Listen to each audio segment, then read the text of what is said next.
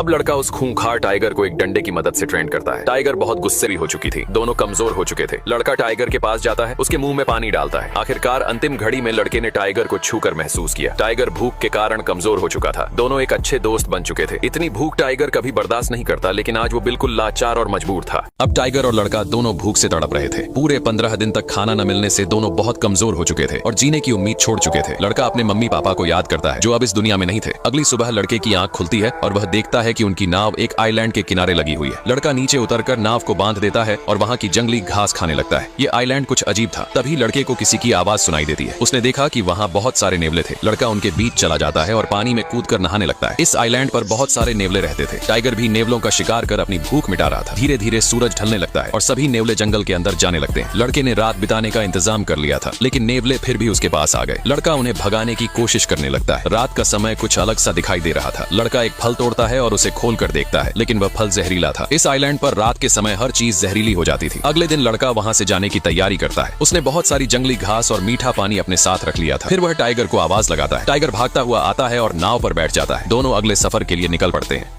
अगले दिन लड़का यहाँ से जाने की तैयारी करता है। उसने नाव में बहुत सारी जंगली सब्जियां और पीने के लिए पानी भर लिया था। वह चिल्लाकर टाइगर को बुलाता है। टाइगर भागकर आता है और नाव पर बैठ जाता है। दोनों अगले सफर के लिए निकल पड़ते हैं। कई दिनों बाद वे समुद्र के किनारे पहुंचते हैं। लड़का रस्सी पकड़कर नाव को खींच रहा था, लेकिन उसमें अब जरा भी जोर नहीं बचा था। वह समुद्र के किनारे गिर जाता है। ये सफर काफी कठिनाइयों से भरा था। टाइगर नाव से नीचे उतरता है, लेकिन वह इतना कमजोर हो चुका था कि उससे चला भी नहीं जा रहा था। धीरे धीरे टाइगर जंगल की ओर बढ़ने लगता है। लड़का उसे ही देख रहा था और यही सोच रहा था कि टाइगर उसे एक बार पीछे मुड़कर जरूर देखेगा, लेकिन टाइगर बिना पीछे देखे जंगल में चला जाता है। तभी कुछ लोग आते हैं और लड़के की मदद करते हैं। हालांकि लड़का बहुत रो रहा था। लड़के की जान तो बच गई थी, लेकिन उसे इस बात का गहरा दुख था कि टाइगर ने एक बार भी पीछे मुड़कर नहीं देखा। वह टाइगर जिसके साथ लड़के ने कई महीने कठिनाइयों में बिताए थे। दोनों ने मिलकर उस दर्द को सहा था। यह एक गहरी दोस्ती थी, लेकिन एक तरफा दोस्ती थी। चाहे दोस्ती हो या प्यार, अगर वह एक तरफा हो तो दोनों ही जहर के समान होते हैं। ये कहानी यहीं समाप्त होती है। आपको यह कहानी कैसी लगी जरूर बताइए।